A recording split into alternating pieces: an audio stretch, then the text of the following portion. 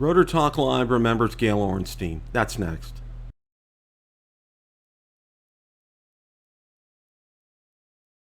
Recently, I was scrolling through my Facebook memories when it posted the 4 year anniversary of the live stream that I did interviewing drone journalist Gail Orenstein. I was scrolling through the comments and then I was very taken aback by a comment that I had seen. The comment was from Gail's husband, Bob, who had posted that Gail had unfortunately passed away in July of 2021. So today I'm going to go ahead and rebroadcast this original episode. Now, please note at the beginning we had some technical challenges getting started there, but we worked through those and it was an incredible interview. And if there's one thing that I want you to take away from this, is I took away from this, Gail wanted to be known not as a photojournalist, but a drone journalist. She was a pioneer and she just had an incredible spirit about her. So without any further ado, we're going to roll the interview in its entirety. Gail, good afternoon. Hi, Bill. How are you? Good. How are you? I'm great. Okay, there we go. I won't tell you it's a balmy 80 degrees in Florida today. Wow. Yeah. That's pretty nice weather compared to here. So how are you today? I'm great. I'm just really busy and preparing for an assignment I'm going to West Africa, and I just got back from West Africa and I'm going again. So I had a week break, and now I'm just getting a lot of stuff done before I go. Well, I want to thank you for taking the time to be with us here this afternoon. I think one of the things is that I just wanted you to go over briefly how you got started in photojournalism and how you made the switch to drones. We can't see her. I think there's somebody behind you. That's my wife. Oh, hi, wife. Oh, hi. Okay. Are we just testing right now? No, we're live. I just wanted to tell him that we couldn't see you on the video. We can't see you. The viewers can't see you. So I don't know. That's what I was trying to tell him. Okay. I'm sorry, guys. I've been out working, so I look like a holy mess. Please forgive me. Oh. But it's very nice to meet you. Oh, it's nice to meet you as well. Bye. Bye. Thank you. Shall I just hold back till you tell me? No. Go ahead and keep talking. I'm just trying to figure out what's going on here. I'm at a loss here to find out what's going on. But yeah, go ahead and continue. At least everybody can hear you on this end. Okay. Let's see. So for the last 23 years, I've been a photojournalist, and I received my undergraduate degree and my master's degree at the School of the Art Institute of Chicago. And I would say, basically like the last 23 years, I've been very fortunate to be on assignment pretty much very, very globally. So the last place I was in, about 3 years ago, I was in Syria. And I was in northern Syria covering the siege of Kobani. And when I left Kobani, I was uploading some of my work via satellite and talking to some of the newsrooms, and they asked me if I could send them some drone footage. And I was like, no, I don't have a drone. This is like really new. It's really, I can't get a hold of that kind of footage right now. And so I went back and I just started training really, really seriously, because I realized more humanitarian agencies and more news agencies were asking this of me. They were asking for more aerial footage.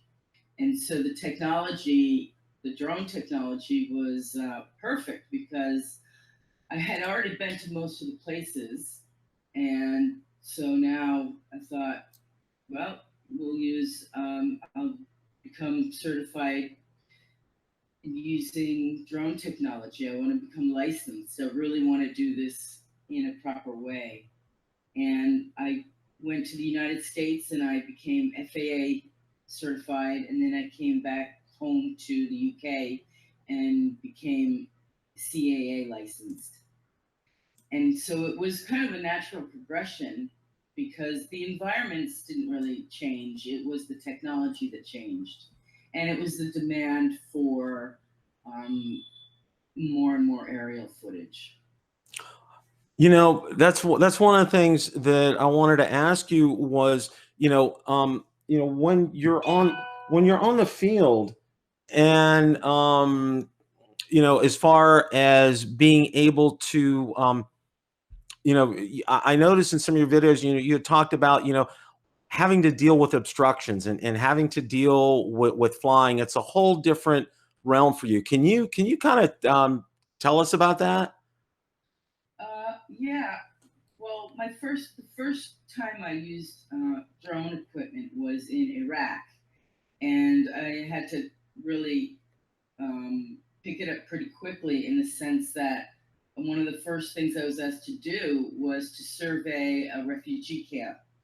And so, in order for me to do that, remember this is going back 3 years ago, so I didn't have really great equipment. Let's see, the Phantom 3 was out. Okay.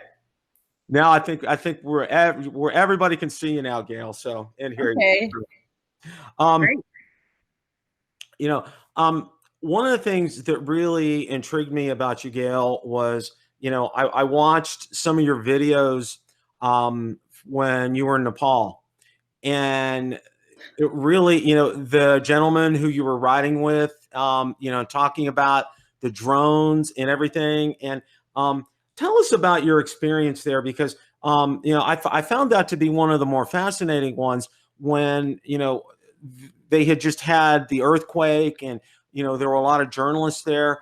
Why don't you go into that and what happened? I thought that was very interesting. Well, yeah, it's been almost 3.5 years now. There was a very serious earthquake in Nepal, and every hobbyist and every professional went to Nepal, and they didn't get permission, or they didn't have a license, or they didn't have any paperwork. So they just took their own liberty to fly over everything. And it was kind of like, as one of the people at the press agencies there described it to me, it was like drone lawlessness. And a lot of people flew over UNESCO sites, and a lot of people just really were flying everywhere. So two things really happened, actually. One, there was a very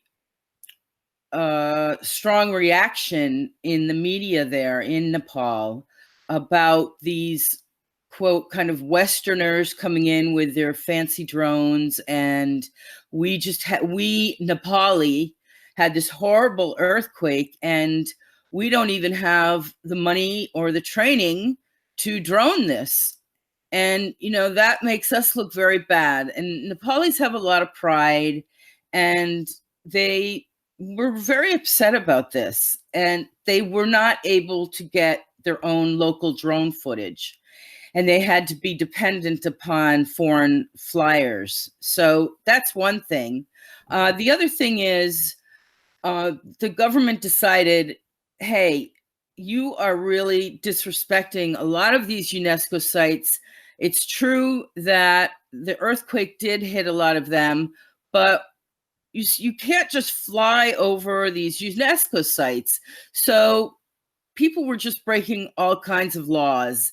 And the thing is, just because you're in an area where it's been hit by a earthquake or some kind of disaster, even though on the ground it's lawless, you still have to work as hard as you can to try and make sure that the local security forces on the ground and whatever local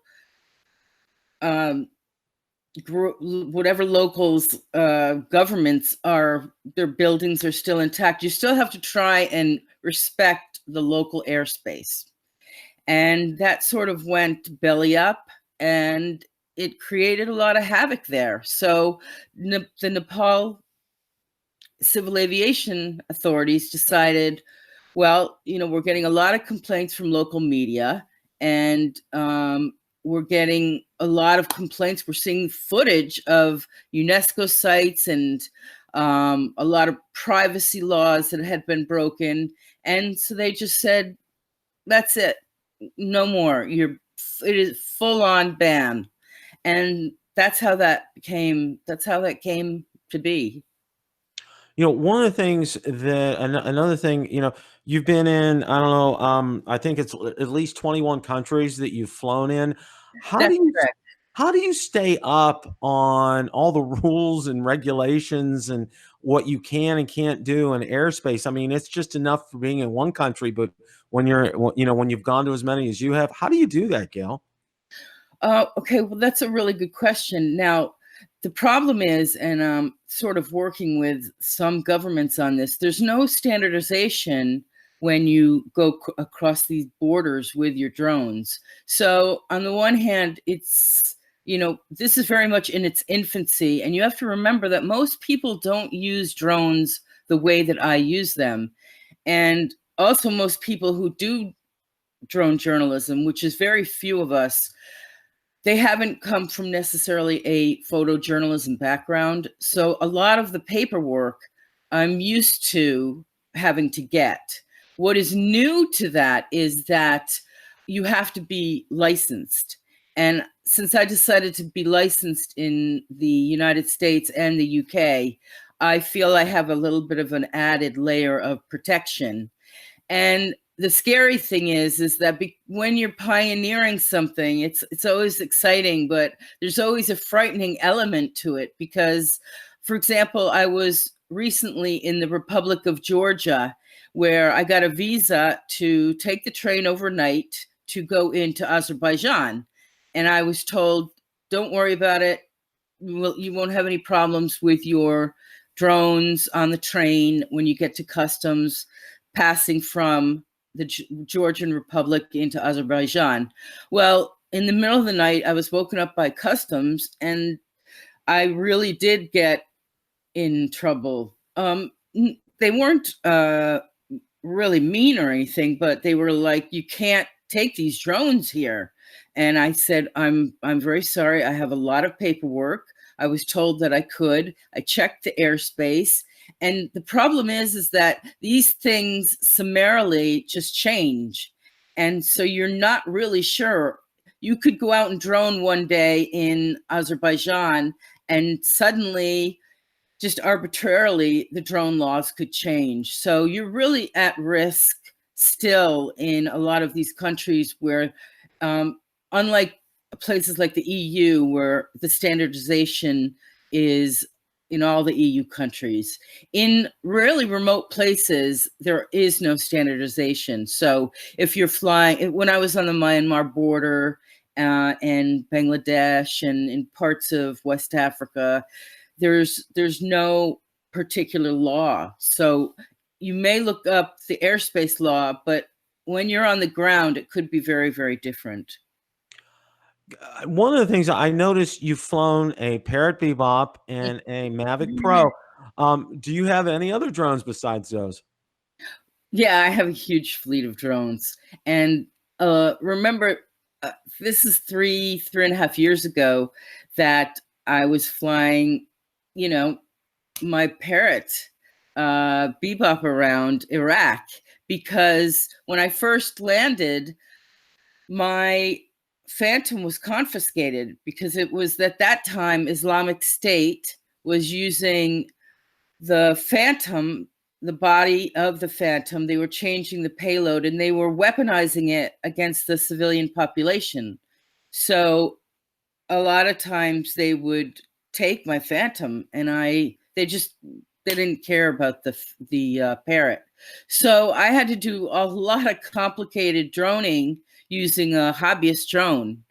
And they were not going to let me take that Phantom in at that time until they really got a better understanding of just how these guys had figured out how to weaponize this against the population. And that took quite some time. I used to go into the, because I've lived in and out of Kurdistan for years in Iraq. And so I would be embedded with the Peshmerga, who are the Kurdish security forces. And a lot of times I would see a lot of fighting going on, but nobody had ever used drones before.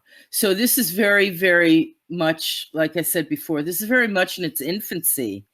And especially in Iraq, when I was there covering the Mosul offensive, that was the time when Islamic State was using the equipment a lot against the population.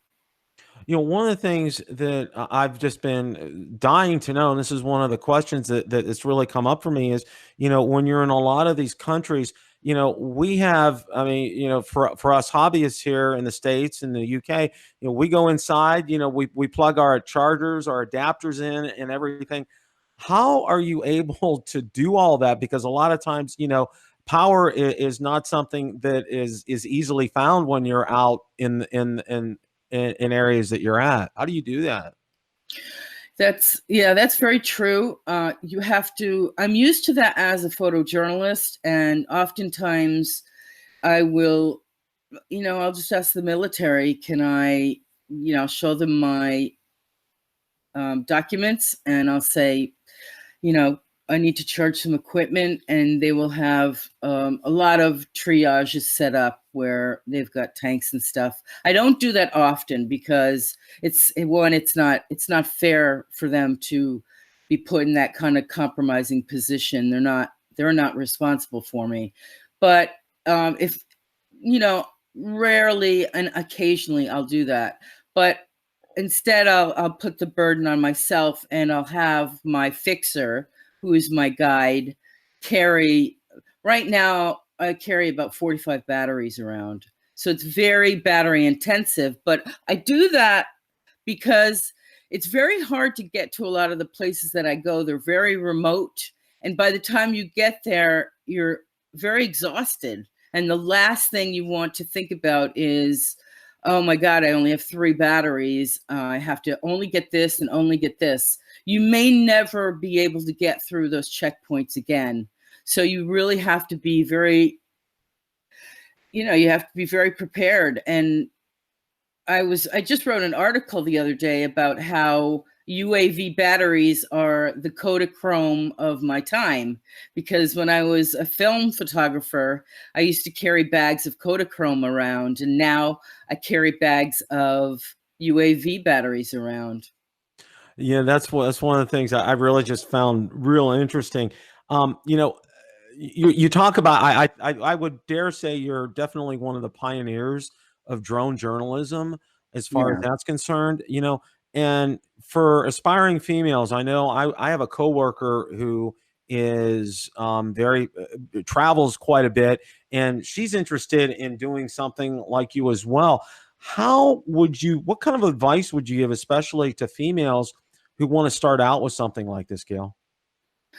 I would say that a few things. First of all, I would never encourage anybody to go to a war zone or a humanitarian zone if they have not done any kind of undergraduate or graduate work in the field. Because often when you go to university, some of the things you have to do is you have to, go to some places and come back and bring your work and your documentary work. The thing is, you need to do a lot of training. You need to take hostility courses. And I always tell young females, you need to get out on the street in your area, wherever you live, and see how your level of comfortability is there. If you feel comfortable shooting the streets of Chicago, then you may feel comfortable, bumping that up and going to, Nepal or somewhere else. But if you don't feel comfortable on the streets in the United States, you're not going to feel comfortable in places that are very remote and very isolated. So you really need to take a lot of training courses. So, one of the things that I wanted to ask you was, there's with all the technology and it's advancing so much as Mm-hmm. far as UAVs are concerned, how do you bridge the gap from because I know you a lot, like you said, you've been in war zones, and you brought up about the Phantom being confiscated. How do you convince local authorities that what you're doing, and I know you show them paperwork and everything, but have you know how do you convince them that you're there just to do this, as far as being a drone journalist is concerned, and from that standpoint alone, how do you do that? Well, you don't convince them. If you do not have the proper paperwork, they're never, it's not, you can't bargain your way through customs at an airport. Like, for example, in Iraq, you can't do that. It's not, first of all, it's not professional. And second of all, you're highly unlikely to get through. So if you're going to go to Iraq, you want to be able to fly. So the first thing you have to do is you do have to get licensed. So I have 2 licenses, the FAA and CAA. I also have all my photojournalism paperwork. All of it's notarized. All of this stuff is very paper intensive. Your agency has to sign off on it. You just have to really have, the more paperwork you have, the more likely you are to get through, and the more official you are, and the more professional you are, the more likely you will get through. I've really, even when my equipment was confiscated, I was able to go back the next day because I went to the Foreign Affairs office and I said, look, there seems to be some misunderstanding here. I am going back to get my drone and I'd like you to sign off on it. So you have to be able to feel comfortable to go into a military office or government office and really just sit down with them and discuss the kind of paperwork. You may have to have it translated, you may not. But there's a lot of work that you have to do to be able to go to these places. One of the things that I was just absolutely curious. I know you said you own a fleet, and I know you talked about how the Parrot was a little quieter. I think I'd watched on some of your videos, so it didn't stir as much attention as say like a Phantom or the Mavic. Yeah. What would be your, if it exists today, what is your favorite drone and why for photojournalism? Well, for drone journalism, I use I have 2 favorite ones. I use the Parrot Anafi, and that's only because the gimbal can do a 180 straight up, so I can get a completely different view of everything. And I use my Phantom 4 Pro 2V, and I love that.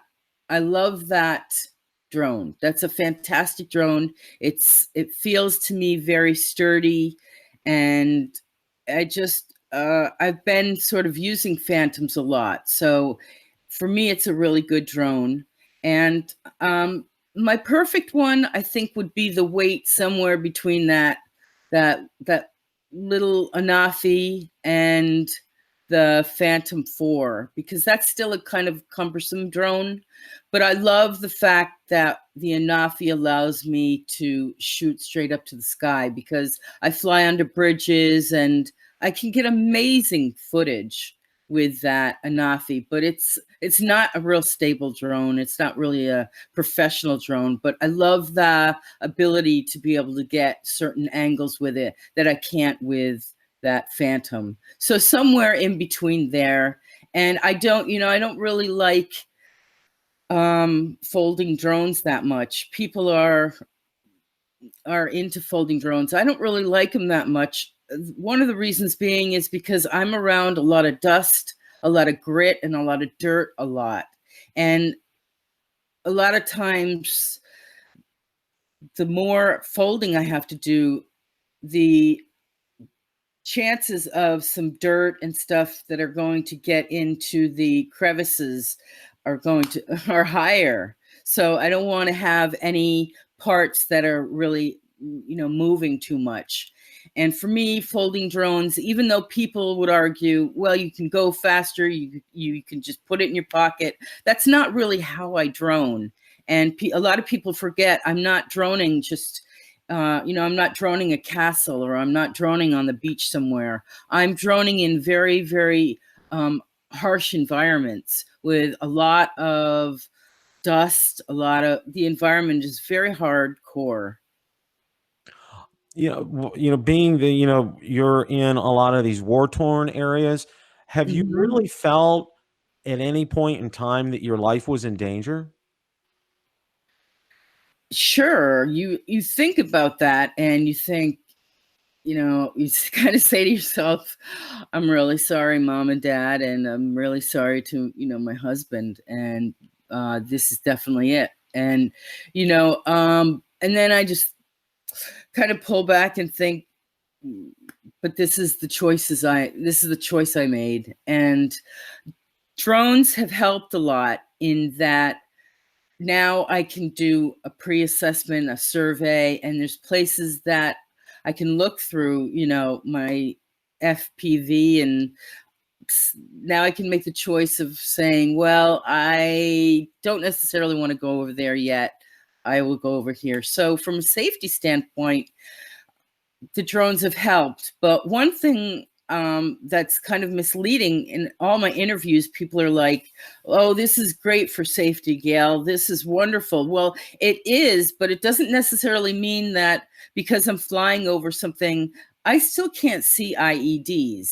So I may fly over an area and it's more that I can see the rubble, so I'm not going to break my ankle. I'm not going to fall. There's a lot of times I have fallen, of course, and you fall into layers of glass, and you got to get up and you got to stay with your group, or you got to stay with the other photojournalists, or if I'm alone, I want to make sure that I get back by dark. So I'm not necessarily doing it to say, oh yeah, it's a great security reconnaissance reason I'm doing it. It's not necessarily going to guarantee that there still aren't IEDs, that I have no idea where they are. It really helps more with the footpath, that I can kind of see where I might want to go. That's more clear from a blown out area.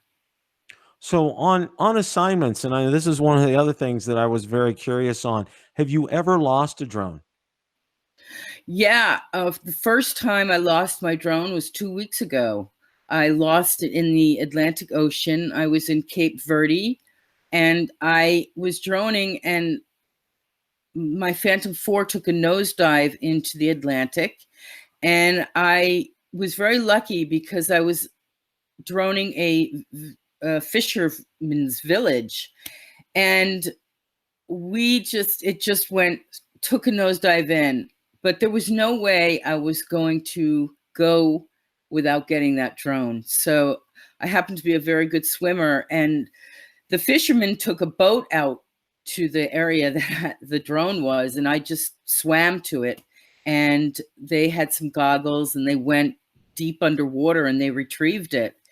And I was so excited. There is a video of me actually swimming out there and retrieving it. I don't recommend that anybody do that. It's pretty stupid, and you have to be a really good swimmer. But I was just like, I really want to retrieve my drone. I want it back.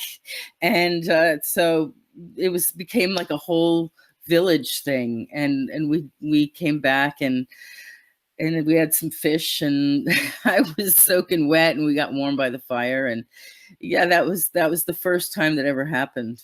So have you been able to get it fixed? Is it running again? No, it was submerged so long. Oh, okay.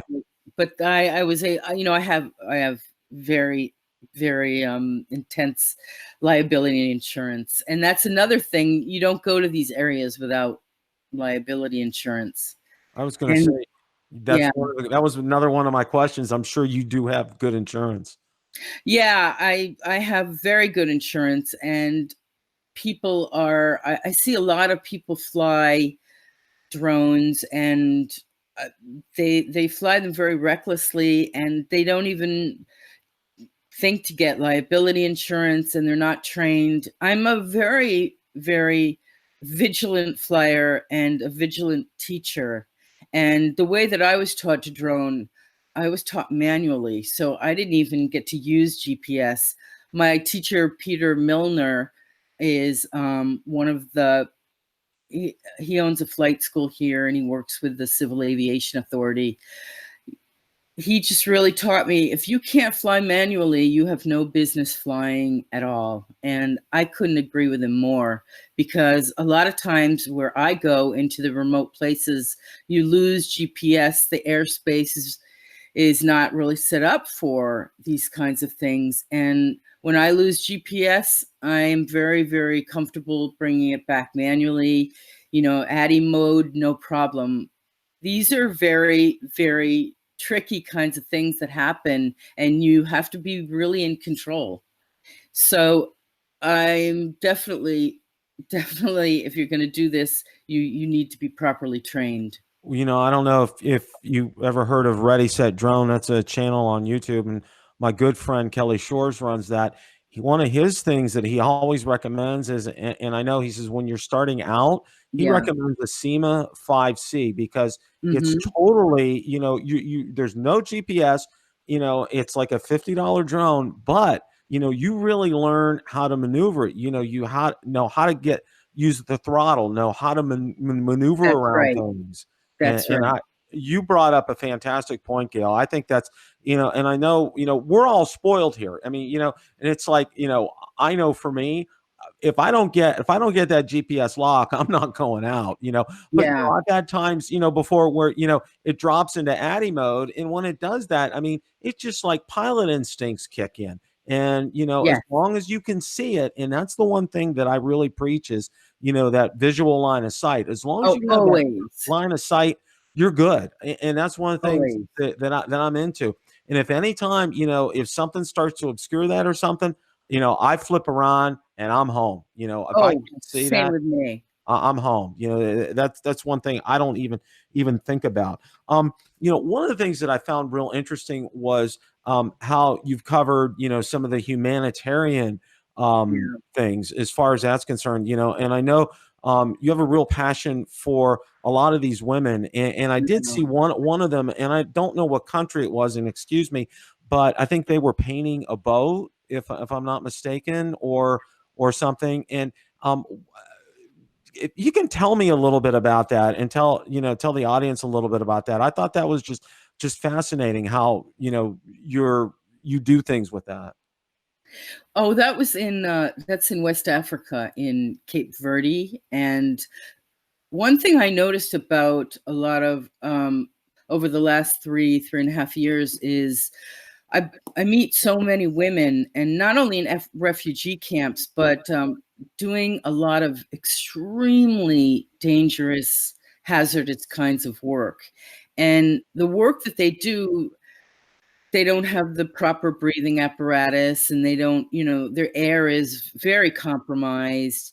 And a lot of the camps that they live in, they don't, maybe there's one toilet for 2,000 women.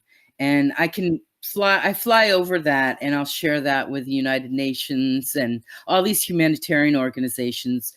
With those girls that particular day, I was droning a fishing village, because one thing, my dad was a fisherman when he had his days off, and we were very close.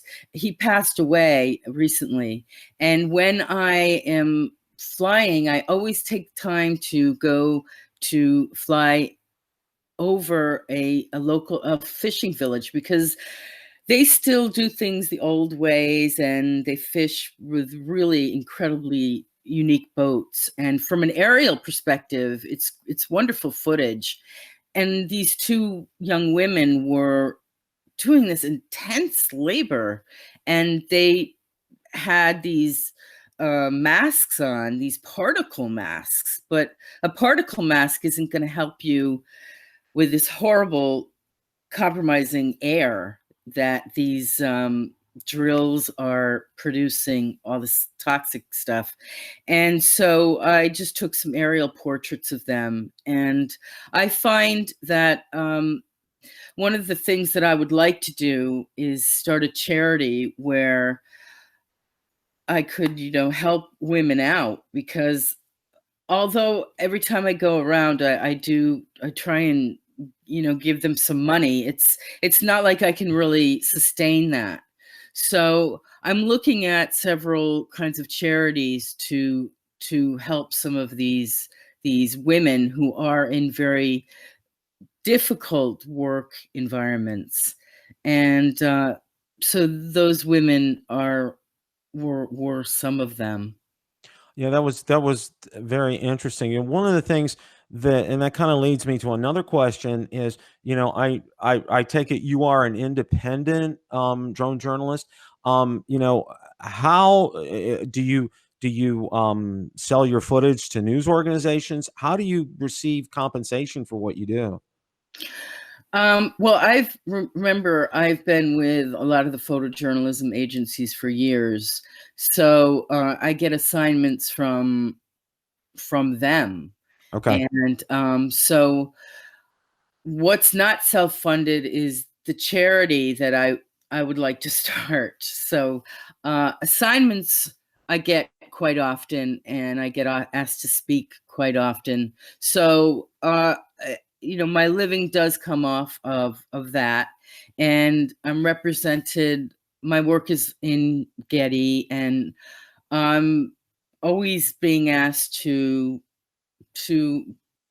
use aerial equipment all over the world, because in a post-truth world, what's going to save news is drone journalism.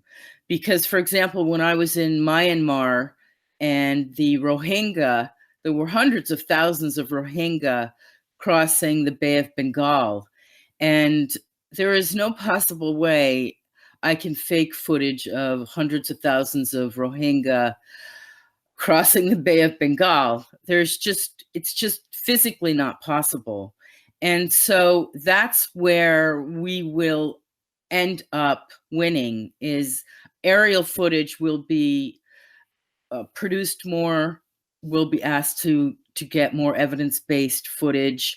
They want to know every single place, every geospatial positioning, how high, what the distance is. So the training is very different. As a photojournalist, I didn't have to say I was 100 feet from this protest or this conflict.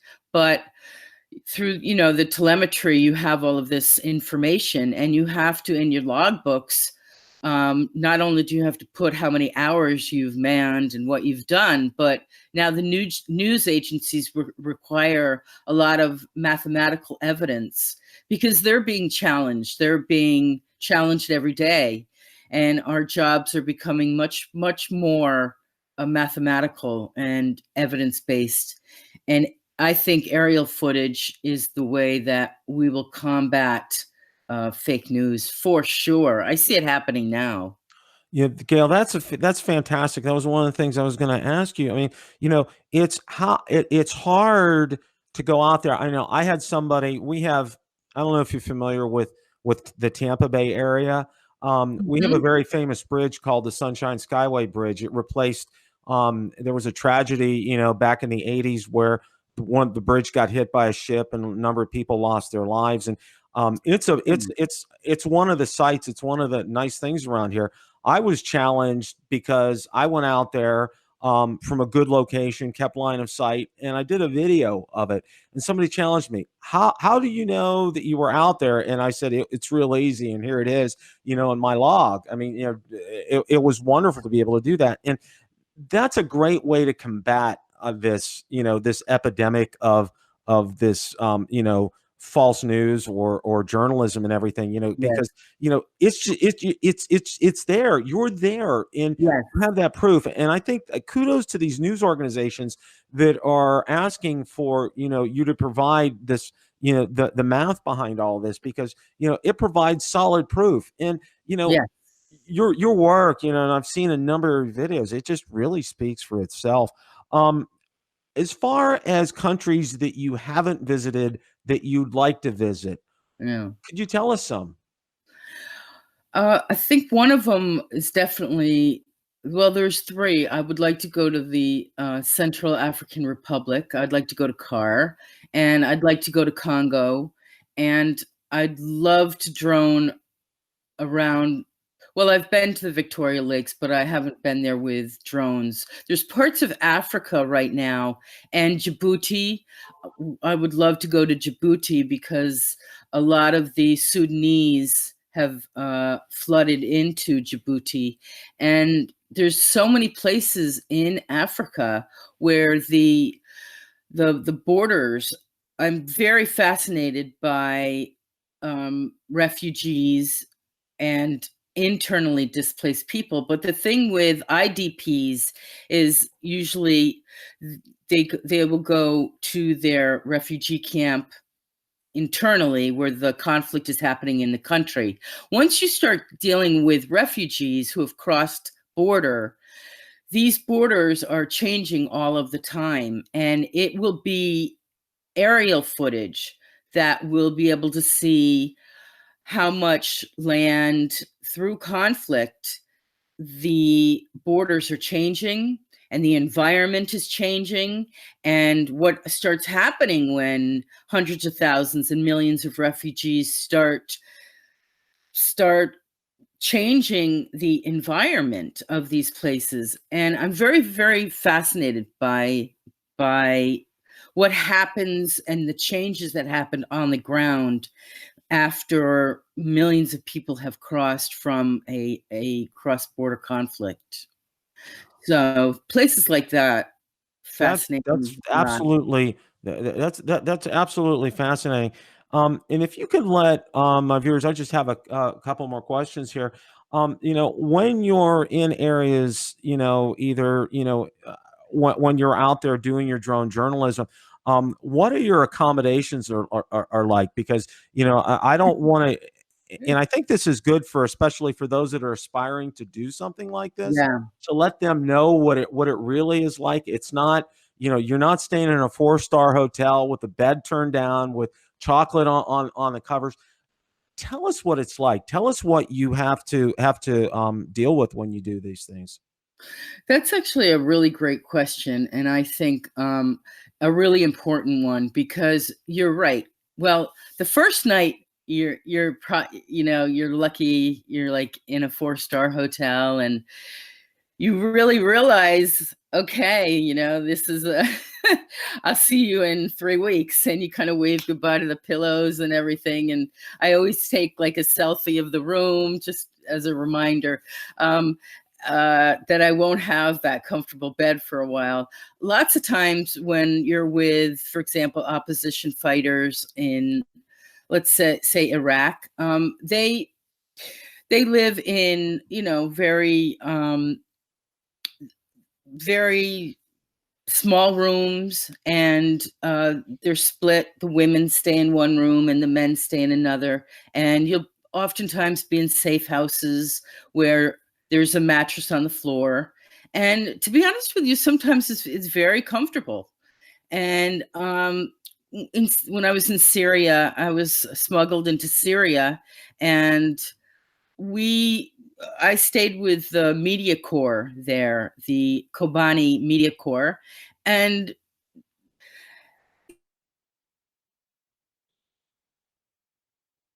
Okay. Looks like we got disconnected with Gail here. Maybe she can get back in here. So I hope you guys have just absolutely, Gail is just absolutely fantastic. I can't tell you how thrilled I am. We lost the link somehow. So don't know what that is. So we'll just hang on here for a few moments and see if she's able to get back in. But as you can tell, Gail has a incredible life, and for flying drones for her, it really gives you a incredible and just absolutely fascinating idea of a complete use of drones that you probably haven't really thought of. I mean, you think of the news organizations like CNN or MSNBC or other ones out there, or UPI, other ones that are using drones, here in the States to cover things. But this is around the world, and what I'm going to do is I'll make sure to drop some of the links. Thank you, Marcus. Appreciate that. What I'm going to do is drop some of the links in the description so you guys can definitely check it out. I'll drop a link for Gail's YouTube channel, so you definitely can subscribe to that. I will also drop a link to her blog. You guys she updates that very frequently, and she is also on Twitter, and she posts very frequently on Twitter. In fact, that's how she found me. Just to let you guys know, I thought I'd tell you that she reached out to me. She said she saw my channel and she saw me on Twitter, and she really enjoyed what she's seen. So, and then one thing led to another, and I asked her if she'd like to be on the show. So yeah, Gail's back here. So, I don't know what happened there. That's okay. So just kind of wind things down and close things up here. Where, and I was trying to give the audience a little bit of this. Where can we find you on the internet, and how can we see more of what you do? Well, you can find my work. If you just Google my name, you can find my work, but you can go to my website. I'm in the process. I've got so much footage.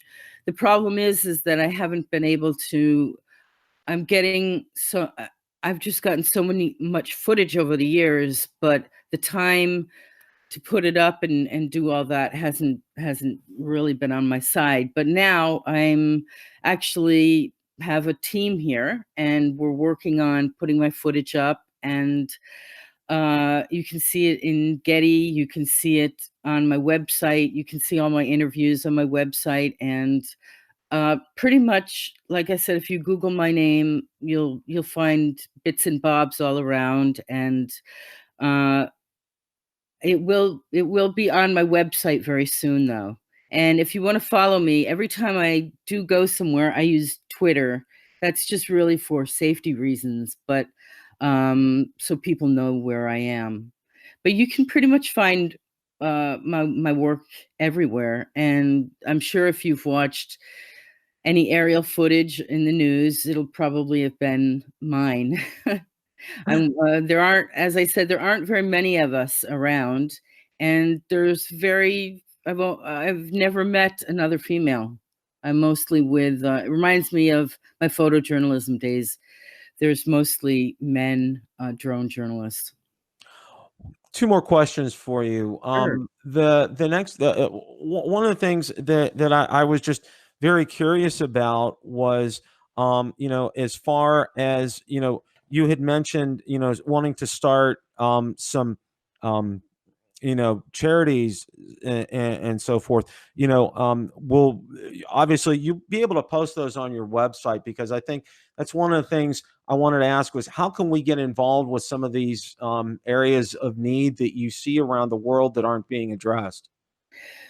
Well, there's a lot of very good humanitarian organizations, and I myself, one of the things that I'm setting up is for one of the things that I fly over a lot are the conditions over refugee camps, and unfortunately for women, it's not very sanitary. So one of the funds that I would like to start is working with making the living conditions for these women a lot better. And I see that as a universal. That's not just at one refugee camp. That could be going anywhere in the world.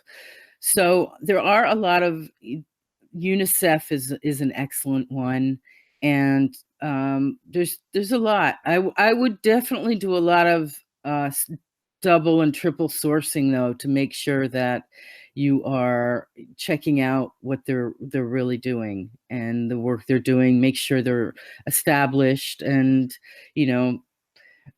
make sure they who they say they are. That's really important. Some of the older humanitarian agencies, of course, are very well established.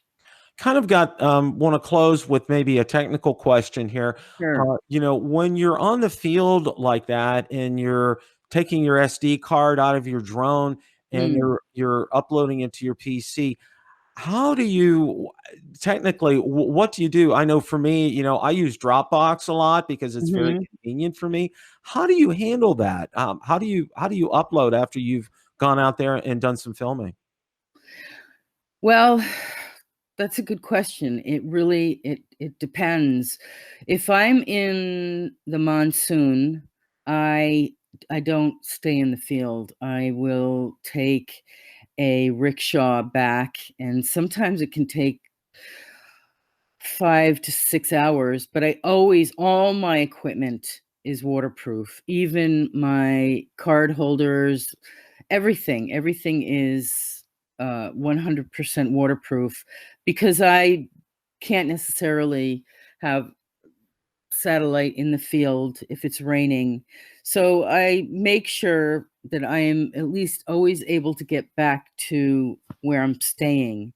And a lot of these places, I will have to sometimes smuggle information out with some of the soldiers. So it really depends where I am. Each place is so vastly different. Gail, I can't thank you enough for being on this afternoon, and I'm trying to be respectful of your time because I know you're heading out tomorrow, I believe. I Yeah. want to wish you well in your travels and your endeavors, and I'll make sure to drop the links that I have in the description so people can check that out and follow you on Twitter. Gail does amazing work, and I think and sometime in the future, you have a standing invitation to come back on the show sometime.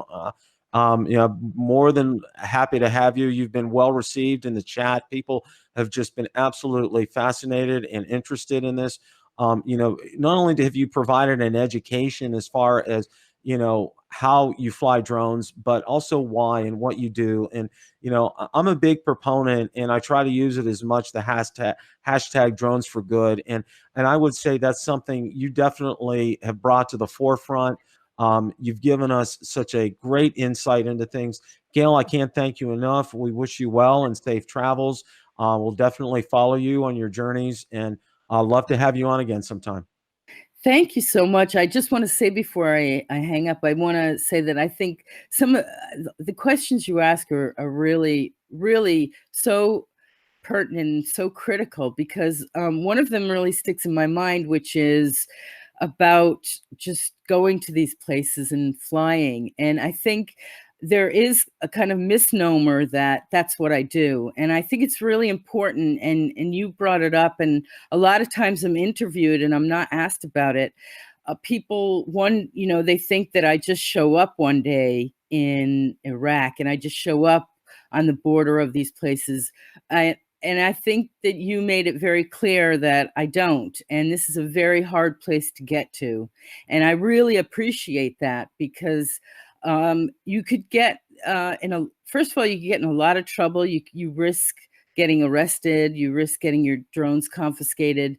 But more than that, you risk, if you are not professional, you could kill somebody. A drone can kill somebody. Yes, something like even a parrot. If you were droning and there was traffic, you got to be really careful. And I just want to thank you very much for bringing that up. I just am big into keeping our community safe. Thank you so much. Like I said, I'm a big proponent of that. But Yeah. we wish you well, wish you safe travels, and I'll definitely stay in touch with you via Twitter and follow you. And like I said, we'd love to have you back on sometime. Thank you so much. I really enjoyed it. Okay, take care, Gail. Thanks so Okay. much. Take care, Bill. Take care. Bye-bye. All right. I hope you enjoyed the interview as much as I did. Gail is just a absolutely fantastic person to talk to and gave us an insight into what drone journalism is about. I'm going to drop links in the description below so you can check out her YouTube channel, her blog, and also her Twitter account. I definitely recommend that you check all of those out. Question of the day: what was your favorite part of the interview with Gail? Let me know in the comments section below. If you like the content from today's video, please make sure you hit the like button, subscribe, and tell others about the channel. Also, be sure to check out my Facebook page, where I do post daily updates regarding the drone industry and anything DJI, Autel, or Parrot related. Also, be sure to check out my Twitter account, where I do post daily updates, and Instagram as well. Thanks so much for watching, and remember, it's a great day to fly.